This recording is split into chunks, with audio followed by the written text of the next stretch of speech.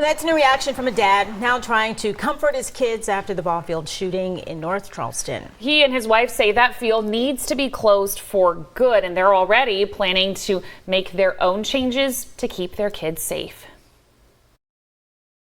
Watch Silas strike out the side, hit a triple. Proud moments for parents like Blake Ferguson quickly turned into panic. I literally left and get a phone call from her. Get back here now. So I pull up. Cops are there. Caution tapes up. It's been nearly 2 days since the shooting at their son's baseball game, but the fear is still there. The kids are still scared, and we're trying to say, hey, you're safe here.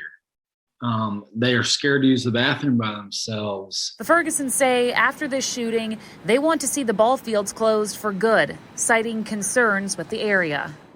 The neighborhood, Pepperhill, is a high crime rate neighborhood. And there's a couple stop signs you stop at, and you're looking around when you stop at the stop signs, hoping you don't get carjacked or worse. But Mayor Keith Summey addressed the crime rate, speaking on Tuesday, saying the neighborhood has improved. We've only had one call in the last 30 days in this neighborhood for any type of major issue.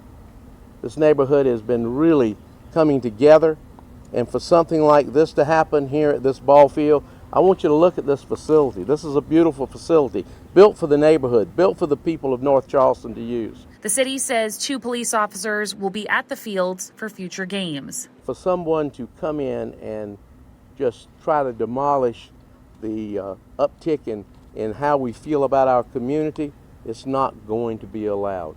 But the Fergusons say the damage has already been done. Our kids won't be playing there. Our team will most likely be forfeiting if the games are there.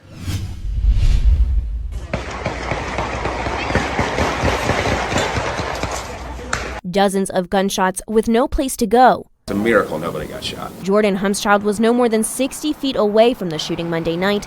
He's still searching for answers. My girls were out in the parking lot when it happened. My 15U softball team was in the parking lot, dodging bullets, bouncing off of cars.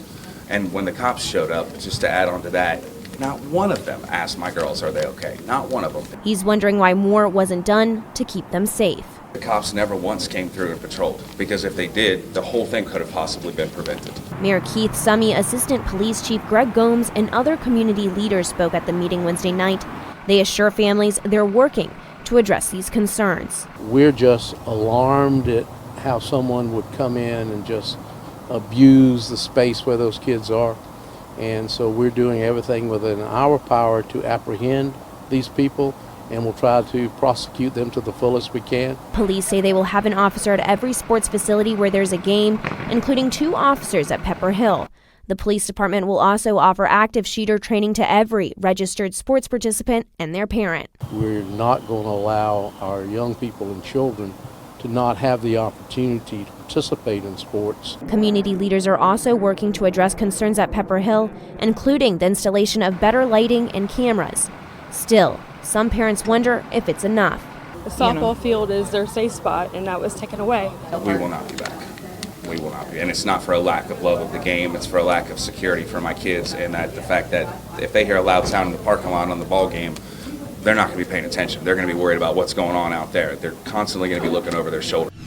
In response to the recent uptick in crimes like that recent ballpark shooting, hundreds of surveillance cameras are going up in North Charleston streets and neighborhoods, costing the city around $2.5 million. Our Tara Jabor spoke to city council and activists on proposed measures to lower crime in the city. Is working to create a real-time crime center that will monitor around 750 new cameras around the city. The crime is getting out of hand. It's out of hand, not getting out of hand, it's out of hand. And we got to do something to get control of it. The cameras will be added to Rivers Avenue, Dorchester Road, and Ashley Phosphate Road. Councilman Michael Brown says that's because most neighborhoods are off those main arteries. He believes the cameras will help with crime. We have a lot of unresolved crimes that have happened in North Charleston. And this system will give us the ability to kind of integrate and leverage technology in an effort to solve a lot of the crimes that are happening here. Councilman Hayward says the cameras make the city proactive instead of reactive. On Tuesday, Mayor Summey also proposed NCPD doing more traffic stops to get guns off the street after a violent start to 2022. Community activist Elvin Spites feels that's not a good idea. Sure, you stop cars, you search cars, you find a gun, you take the gun off the street. But if they want another gun, they can get another gun, right? So it's a short-term solution to a big problem.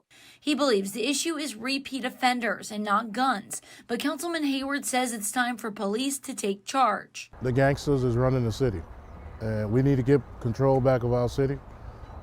We pretty much have given them a blank check to do whatever they want to do in the city.